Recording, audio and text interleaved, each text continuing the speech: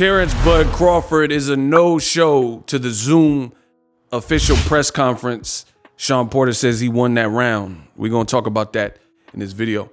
What up, Fight World? It's your boy Ego in the back with some more boxing. Listen, I don't know how you found my video, but somehow, some way you made it. You arrived at the content. Please help others find the content. Reach one, teach one. It goes a long way. It's free. Throw a like on the video. Shawn Porter tweeted this after Bud was a no-show.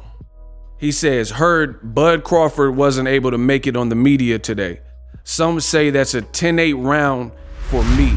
I also heard the first press conference was a 10-9 round for me. More rounds to come. Hashtag Crawford versus Porter. Now, this is not going to be too long of a video.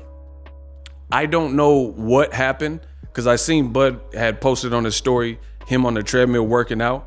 I don't know if he forgot the time or woke up late or was asleep, took a nap. You know, I have no idea. We have to wait to see what Bud Crawford has to say.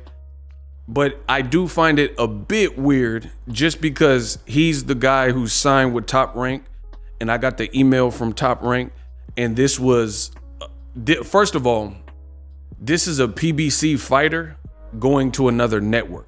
This is not similar. A lot of people have this misconstrued, and I want you guys to understand what's going on in boxing.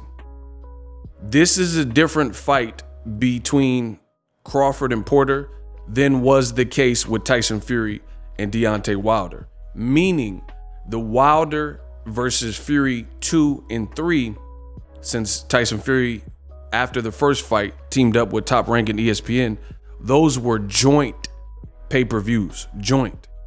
This is PBC sending their fighter to Top Rank, and Top Rank is pretty much orchestrating and commandeering everything, coming up with the shoulder programming. This is not a joint affair in that same vein of Wilder, Fury 2, 3, Manny Pacquiao. It's up to my promoter, versus Floyd Mayweather.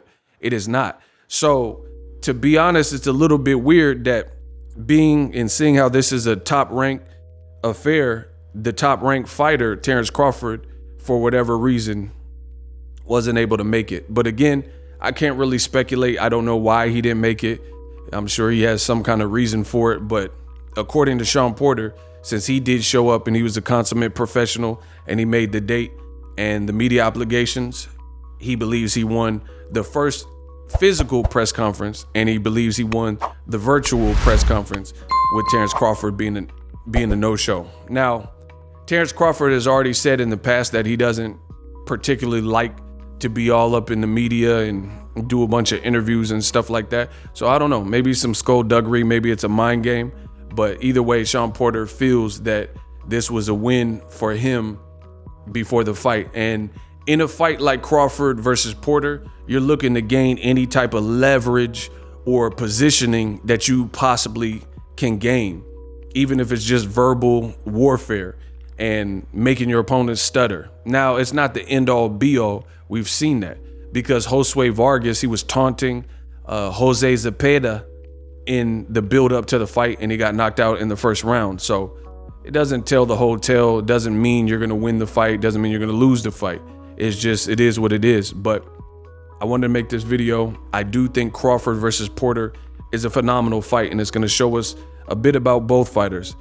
For me, it's going to show a little bit more about Terence Crawford at welterweight because Shawn Porter has already faced the upper echelon, the creme de la creme, right? He's already fought the top shelf work, the elite fighters, Kell Brook when he was undefeated. Terence Crawford got Kell Brook, but this was after Shawn Porter fought the undefeated version. This is after Golovkin. Hey, no, guys, hey, Max. Hey, Max, hey, everybody. Yeah, big drama, right? This is when Shawn Porter fought him before Triple G. Shawn Porter fought Kell Brook before Errol Spence, right? And Terence Crawford was literally the last person to get it. Now they're saying off the knockout loss, Amir Khan and Kell Brook.